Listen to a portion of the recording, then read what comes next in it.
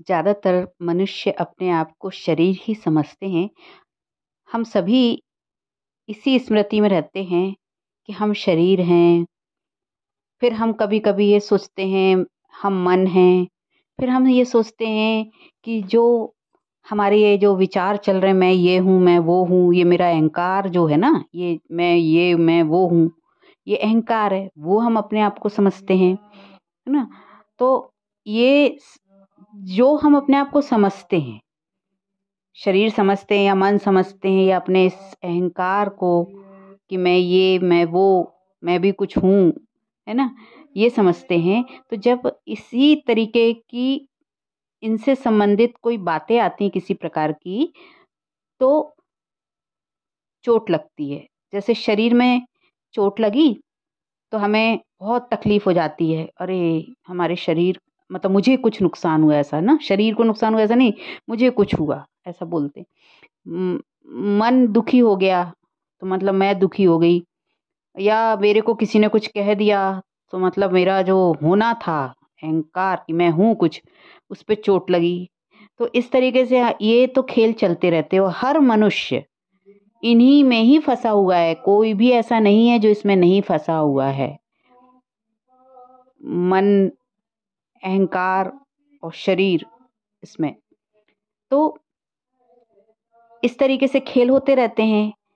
हम एक दूसरे के संबंध संपर्क में आते हैं, व्यवहार में आते हैं, कर्म में आते हैं, तो ये सारी बातें तो होती रहती हैं। अब ये होती ही रहेंगी। आप ज्ञान भी ले लोगे तब भी ये बातें होती रहेंगी। आप कितने भी ज्ञान अर्जित कर लो, ये बातें होती ही रहेंगी।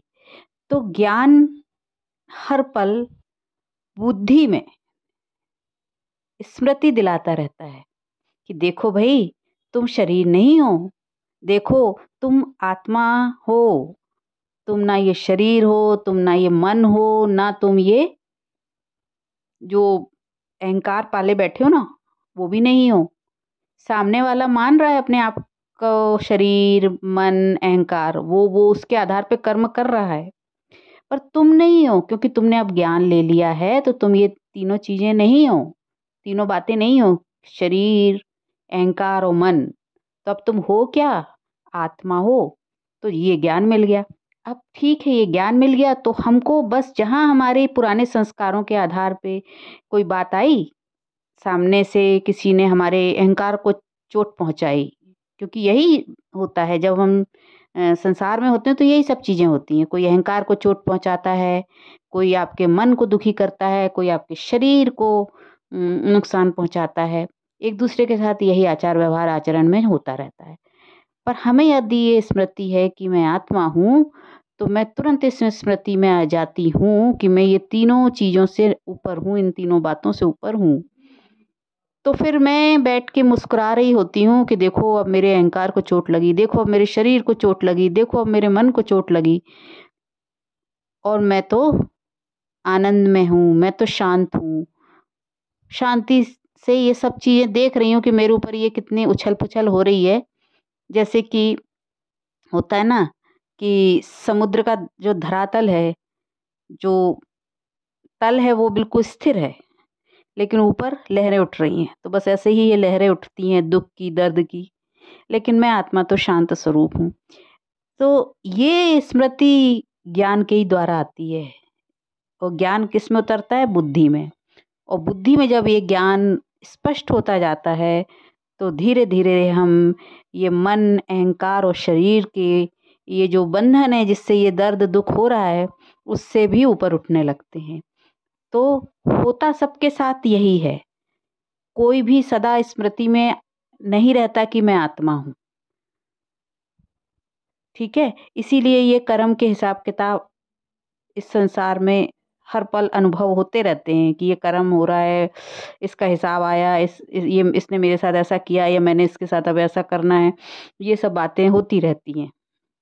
लेकिन आत्मा का ज्ञान मिलते ही अपने हायर सेल्फ माने परमात्मा से हम जुड़ जाते हैं, और तब हम वहाँ साक्षी होके अपने इस अहंकार को, इस मन को, इस शरीर को, जो हमारी बाहर के आवरण हैं, जो हमारे पहचान बनाए हम घूम रहे हैं, उस पे चोट पहुँचती है तो उसको वो देखते आत्मा बन के कि देखो इसको चोट पहुँच रही, तो स्पष्ट होता जाता है।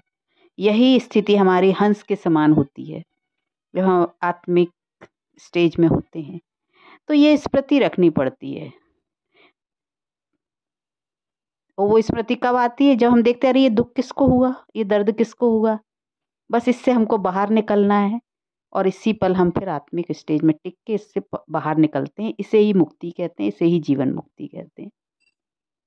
होता सबके साथ है, कोई भी ऐसा नहीं है जो सदा आत्मिक स्टेज में रहता है, क्योंकि जन्म जन्म की ये आदत पड़ी हुई ना, ये संस्कार पड़े हुए हैं, डीएनए में ये पड़ा हुआ है, मन और शरीर समझना।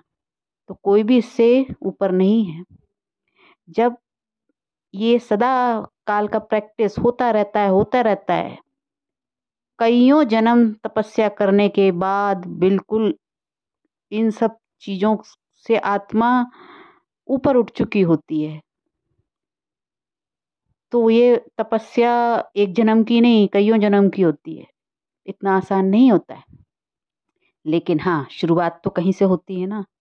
तो चाहे इसी जन्म में शुरुआत हुई है, लेकिन यही स्मृति रहे यदि हम हमेशा रखते हैं कि ये चोट किसको लग रही है, ये दुःख किसको हो रहा है, दर्द किसको हो रहा है, मैं तो नहीं हूँ, मैं तो इससे अलग हूँ। ये ज्ञान के द्वारा मैं बार बार स्मृति दिलाती रहती हूँ, तो मैं अपने को वापस आनंद में और शांति में और खुशी में ला सकती हूँ। ये मेरी शक्ति है, इसीलिए मैं मास्टर सर्वशक्तिवान हूँ। और जब आत्मा में शक्ति भरती है तो हमें ये समझ आने लगता है कि ये मन के द्वारा जो भी कर्म हुए हैं उसमें हम गिल्ट महसूस नहीं करते, क्योंकि जब गिल्ट और डर जो होता है वही तो हमको कमज़ोर कर देता है ना। तो जब हमको ज्ञान के द्वारा शक्ति प्राप्त होती है तो हम इन बातों से ऊपर उठ जाते हैं और तभी हमारी खुशी बढ़ती है। नहीं तो हम गिल्ट में और डर में ही रह देंगे हमेशा। इसलिए ज्ञान लेना अनिवार्य होता है। ओम शांति।